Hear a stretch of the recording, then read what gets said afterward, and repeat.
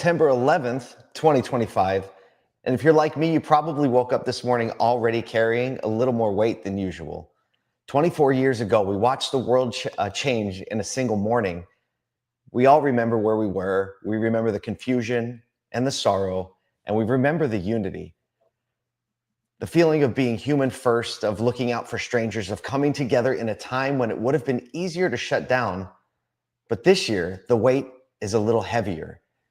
Because yesterday we were confronted with another tragic loss, this time an assassination in our own backyard. Charlie Kirk, a man known for his ideas and convictions, was killed. And while there were many views about who he was or what he stood for, we want to be clear. This isn't about politics, it's about humanity. It's about the cost we all bear when we lose the ability to connect with one another, especially across lines of disagreement. And I'll tell you, I'm a feeler. So is Kyle. Yeah. And in moments like these, they hit hard. But I also believe these feelings can be fuel for meaningful work if we let them. So I'd like to share a message that I sent to our entire team at More Than Cars yesterday.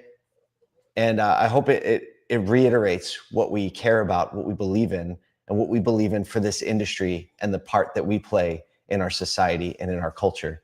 Here's what I wrote. Good morning, everyone. If you know me enough, you know when it comes to people, I'm a feeler. I'll do my best to channel those feelings into a lane that we can all align behind as a group. Yes, to build a great company that provides for every single one of our current needs and the needs of those who depend on us. But also, I hope you have and continue to see that my heart as a feeler is to truly contribute goodness, truth, love, and hope into one another, into our community, and into our society. It is the underlying motivation for why I started as an entrepreneur back in 2003. That motivation has only grown and focused over the past 2 decades. I pray that trend continues, and I truly hope every single person that calls More Than Cars home is able to connect our work to that contribution. Yesterday's assassination of Charlie Kirk weighs very heavy on me this morning, and I know there are many views on his ideas and convictions, and there is space for all of that in their appropriate venues.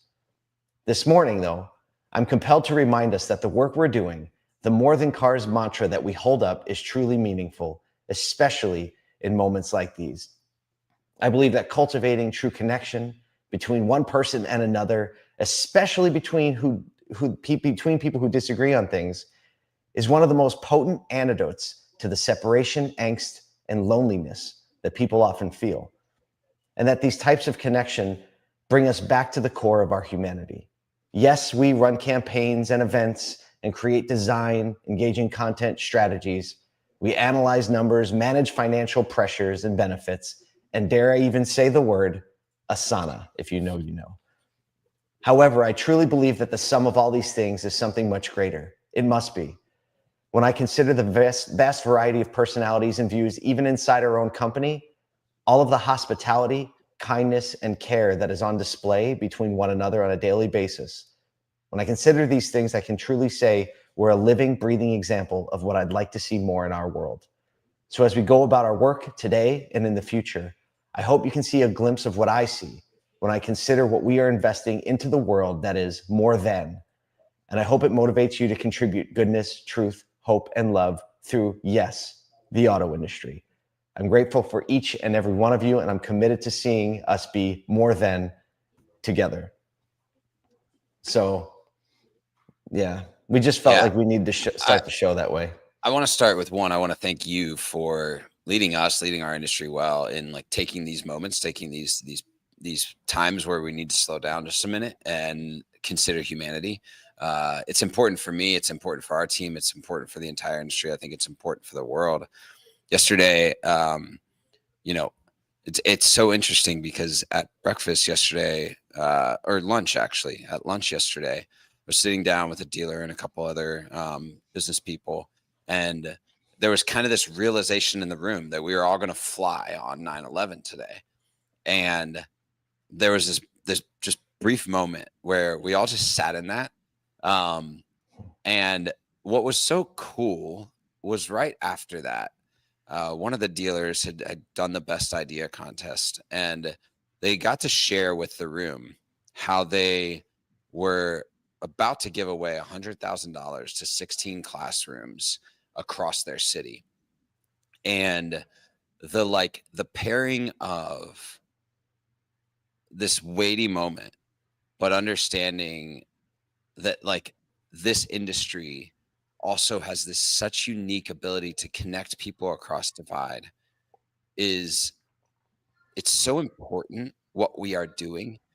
You know, if you sell a car to someone, if you service someone's car, the relationship is that there's never a point where that political thing or that race thing or that whatever cultural narrative is trying to separate, that never comes into play. And it's a place where we can really see humanity across the table for what it is. And I think that in these moments where we also 2 hours later got the text, someone was standing there and got the text about Charlie Kirk, and we sat in that moment once again. And the next thing we were talking about was actually the More Than Cars show. And I didn't even realize it in the moment, but I think we crave this level of redemption in society so much that our only pivot from moments of tragedy is where to find hope. That's right. I think that as an industry, if we can be looked to in these moments for when tragedy hits, when hard times hit, whether that be, you know, localized, individualized hard times of I got in a totaled accident, or these much broader things that we can be looked to as a place for hope. I think that's something that we can all look around and know that we have the opportunity to be to this culture and this society. Man, that's a beautiful insight. And I think you're right on the money. We talk about like, can hope come from inside the automotive industry? And I think the resounding yes is something that we believe deeply in. And, you know, they say it's very difficult to harbor feelings towards someone who has different beliefs in you when you know the names of their children and you know the needs of their family, like their practical needs. And I think the auto industry is one of those where we're face to face with the practical needs of our communities every day. And there is no shortage of strong views, political views, views on faith within this industry. And that's no secret. Yeah. But I will say I don't think there is another concentration of professionals, of people who care on the front lines, all the way up through the executive ranks, of those who are willing to build bridges and to serve one another, regardless of what those views are. And you and I could go on for an hour on the list of people who have very differing views about life and faith and politics, who we've built close, intimate friendships with based on this collective humanity. So we hope we can sow some of that, more of that into the industry. We hope that we can encourage you to do the same and realize the place that you have and the responsibility that you have in the midst of all the other things that we talk about, in the midst of all the business and the technology, which is so important because the opportunity doesn't exist unless we do those things well. But we hope that we can all remember that a little deeply and lean into that More Than Cars mindset and movement a little bit more today, knowing that this really is something that matters. You know, one more little story from last night. I was sitting with Sean Hopper, and you may know the story I'm about to tell, but he said he walked up to the lobby at the Wynn and was checking in for NAMAT. And you and Errol and someone else, I don't know who, were standing there, and you were explaining what a SODU and more uniquely More Than Cars was. And I think he said that he overheard a moment where you said to the person, it's so intense because people actually wear the movement. They believe something about it, and it says something about them. And this person said to you, no, there's no way. That's crazy. And he walks up with the wristband, love people more than you love cars, on, and goes, no, it's a wearable. And yeah, you pointed, that was actually, his name is Emmanuel Boykin. He goes by E-Man. Okay. Yeah. And I just connected with him at the Detroit airport. I haven't seen him in 15 years. I used to repair wheels for him when he owned 2 Saturn dealers in Syracuse, but now he lives in Detroit and he's a F&I vendor. That's so wild. So I think like one thing that we want everybody to know that's a part of this community, that listens to this podcast, that might grab this piece of content, that ever comes in contact with us.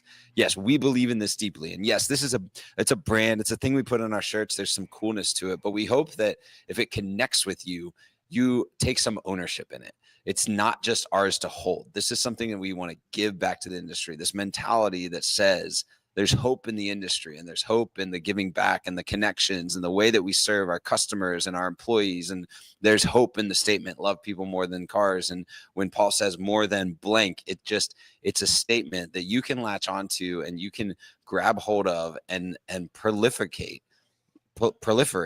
in your realm of influence. That's right. And as that happens, as these places of hope happen all around our country, people will look to the industry for more than just what their next car is. That's what our belief is. And we can only do a good job at that if we do a good job at the business side. That's what gives us the opportunity. So we're going to talk about some of the business side like we always do. And we hope that you'll follow along with everything we're doing, because that's, it's not just touchy-feely hope. That's the foundation. But all the stuff on top of it is technology and best practices and people and culture and leadership. Right. So we're going to talk about a couple stories here to round out the show today. Thanks for being with us for this first 10 minutes. We just felt the need to share those things because if we can't share the things that truly matter, then what are we even doing here? All right. But it wouldn't be a show unless we talked about EVs. Let's do that. U.S. EV sales hit another milestone in August, pushing EVs to a record 9.9% share of new car sales. With tax credits ending this month, Q3 is on pace to be the strongest EV quarter in history, U.S. history. August EV sales hit 146,000, over 146, up from a 9.1 share in July. We're at 9.9 now. Average EV price $57,245, which is also up 3.1% from July and flat year over year. Incentives average $9,000 per vehicle, equal to 16% of the price. Tesla's market share fell to 38%, its lowest ever, as its rivals surged. And Cox analyst Stephanie Valdez Streaty says, quote, "The one constant in the automotive business is that fresh product sells well. The market is now flooded with all new, fresh EVs from mainstream competitors, and consumers have more choice than ever." And that Tesla hasn't changed much. I remember we were sitting at MRC and we were staring down the barrel of like a 73% US market share with Tesla. This was only a few short years ago. It's kind of wild to me. The other one that's wild is to continue to see the EV sales growth with the price being absolutely obscene. The fact that 10% of new car buyers are affording that $57,000 average price from an EV, and a lot of times a lot higher, is still staggering to me. But well, actually, if we think about that for a second, if the incentive is not, does that price include the incentive or no? What's the ATP?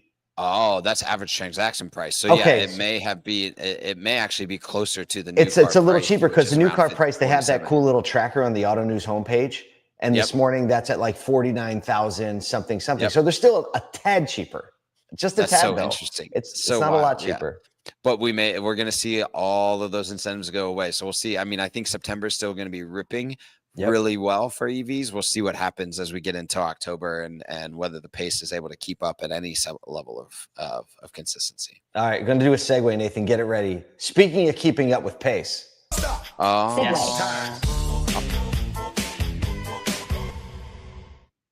Ford is taking center stage in, get this, late night TV as Jimmy Fallon is taping The Tonight Show in Detroit for the first time ever.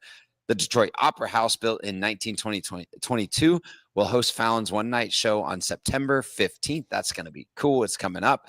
Ford is in its 5th year partnering with Fallon and NBC. Fallon previously test drove a Mustang GT with Jim Farley and filmed skits promoting the F-150 Lightning. Ford-backed segments have included everything from a parody music video to puppies predicting the Kentucky Derby. And this just after they are releasing a whole new brand effort across all of their stuff. So yeah, in Detroit, this is great. I mean, we love seeing when the auto industry makes its way into pop culture. Jimmy Fallon is obviously one of our favorites. You know, we have our own Tonight Show version that we did, and he's just one of the most likable people in the world. So I think Ford's doing a really smart thing by tying with them. They're going to have special guests that they haven't released, but they say have deep Detroit roots. I have a feeling we might see Eminem on the show. I don't know. Did you ever see that when he did the collab with Ford, but they did that little skit, the song "Junk in My Frunk"? Yes, no, junk in my frunk's amazing. Yes, absolutely. Yeah, and I mean, so the brand refresh actually launched yesterday. So this is like 5 days after. It makes a lot of sense to bring Jimmy Fallon, who's been a part of the Ford brand for a while, back into that. So yeah, I'm excited to watch it. It's like, and if you're a Ford dealer out here, I think this is a great opportunity for you to lean into this national level attention and get little Jimmy Fallon cardboard cutouts, put them around your showroom, do some little skit videos with it on, you shoot it on a phone and get it out there. Opportunities like this don't come around very often. And I think the savviest dealers will take advantage of it and just like draft off this for spending a couple of bucks on bringing Jimmy Fallon to Detroit. That's right. I like it. All right. Roll the outro. Roll it. Kyle is finishing up his day at the NCM Friends and Families. I'm holding it down over here. Listen, we hope you will join us in what we're doing. Go to wasodu.com, sign up for the email, moving close to the more than cars mentality. We're truly making a difference.